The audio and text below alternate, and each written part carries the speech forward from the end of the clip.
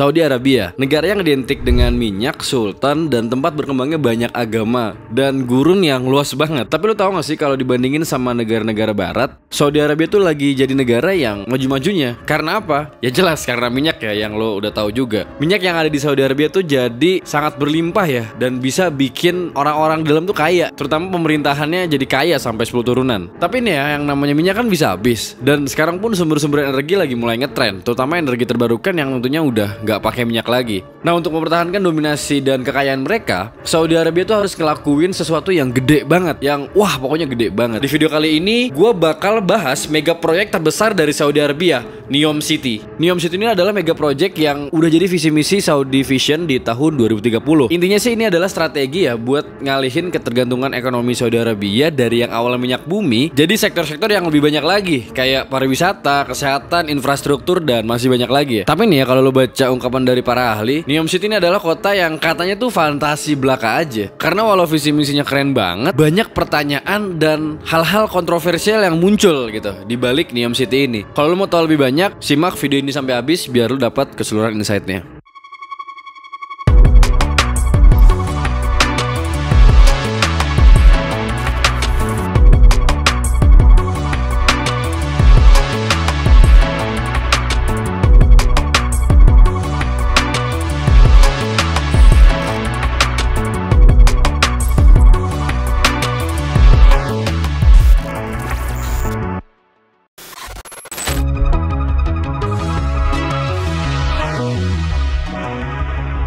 Gue bakal kenalin dulu kota yang jadi main karakter di video kali ini, NEOM City ya. Dia adalah kota yang direncanain jadi smart city di provinsi Tabuk ya, sekitar barat laut Arab Saudi. Banyak pihak yang bilang kalau ini tuh adalah proyek ambisius dari pemerintah Saudi Arabia biar nggak terlalu bergantung sama ekspor minyak lagi. By the way, gue juga pernah bahas ini secara singkat di Instagram dan TikTok The Futurist Gen Z, so jangan lupa follow. Nah, rencananya kota ini tuh bakal jadi cross border yang panjang banget dengan investasi sampai 500 miliar dolar dari Arab Saudi itu sendiri. Kalau lo bingung maksudnya panjang banget tuh gimana? Ya panjang gitu, kayak yang lo lihat di layar ini. Karena emang rencananya bentuk kota itu nantinya bakal jadi garis atau memanjang. Makanya kota ini juga bisa disebut sebagai The Line. Katanya sih The Line tuh bakal ngasilin pengalaman hidup urban yang revolusioner, yang nematin manusia sebagai prioritas dan dilengkapin fasilitas yang gak pernah ada sebelumnya, kayak flying taxi, robotik avatar, hologram, dan energi bersih. The Line juga bakal jadi kota pertama di dunia yang dipower sama energi terbarukan ya, kayak angin, matahari, dan hidrogen. Semuanya itu 100% dari energi terbarukan. Dan karenanya sih ya, desain itu bakal ngejawab beberapa tantangan global yang dihadapi kota-kota urban saat ini dan bikin alternatif gaya hidup yang beda dari yang lain. Sampai sini mungkin ada pertanyaan yang muncul nih. Kenapa sih pemerintah Saudi Arabia tuh ngebuat ini? Dan apa yang membuat si NEOM City itu jadi menarik sampai kita bahas? Dan kalau emang idenya bagus dan sekeren yang diceritain, apa emang bisa kejadian?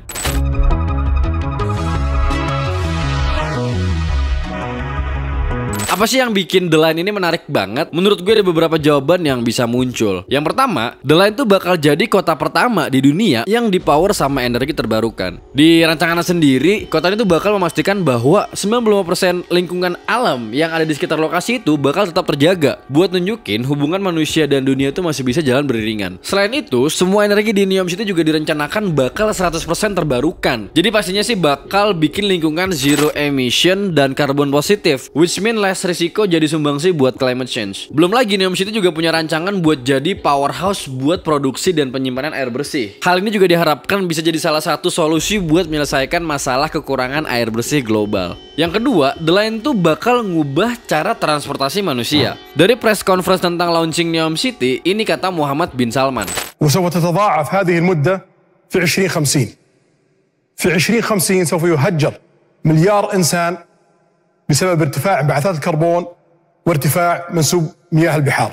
Jadi singkat kata di pidatonya ini, Muhammad bin Salman tuh bilang kalau di tahun 2050 mendatang, waktu transport dan commuting time itu bakal 2 kali lebih lama. Jadi NEOM City itu berencana buat mengubah cara transportasi manusia jadi teknologi transportasi yang futuristik, yang mungkin selama ini kita cuma lihat di film-film doang. Harapannya sini bakal ngebuat perjalanan jadi jauh lebih cepat dan efisien harusnya, which mean ya make sense sih. Selain itu, transportasi ini juga bisa ngasih pengalaman baru dan menyenangkan bagi para penduduk dan pengunjung yang ada di NEOM City. Flying taxis misalnya ya, dirancang buat bikin perjalanan antar kota jadi jauh lebih cepat dan efisien tanpa harus mengkhawatirkan macet dan waktu perjalanan yang lama karena infrastruktur yang gak memadai. Nah, alasan ketiga, The Line juga bakal jadi kota pertama yang punya teknologi Zero Gravity Vertical City. Kalau lu bingung Zero Gravity Vertical City itu maksudnya gimana, gue bakal mempermudah dengan nunjukin konsep yang dijelasin langsung sama Muhammad bin Salman.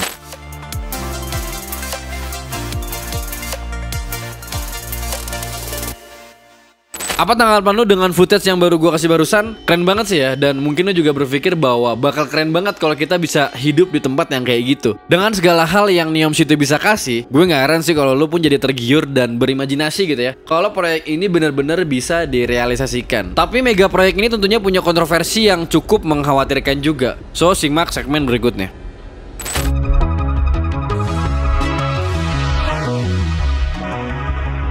Walaupun saat ini Neom City udah mulai tahap pembangunan dan didanai langsung oleh Raja Arab itu sendiri dan dana rakyat penduduk Saudi Arabia yang udah sampai 300 miliar dolar, sementara kontroversinya itu banyak banget.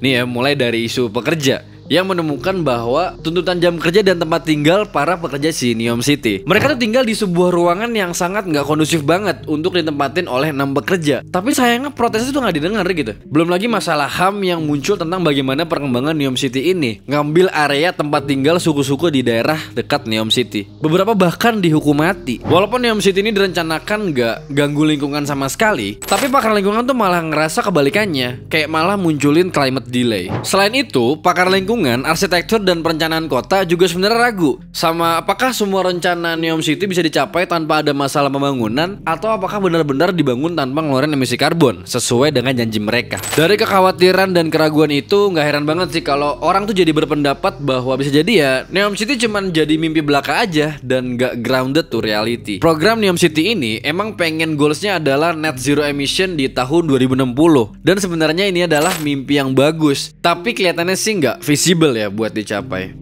Nah, gimana menurut lo? Apakah Neom City ini beneran bisa dicapai atau ya cuman fiksi atau fantasi belaka aja? Jangan lupa buat stay tune terus karena mungkin gue bakal bikin video part 2-nya. Subscribe dan coba tonton playlist kita biar lo dapat update soal isu trending di masa kini dan masa depan.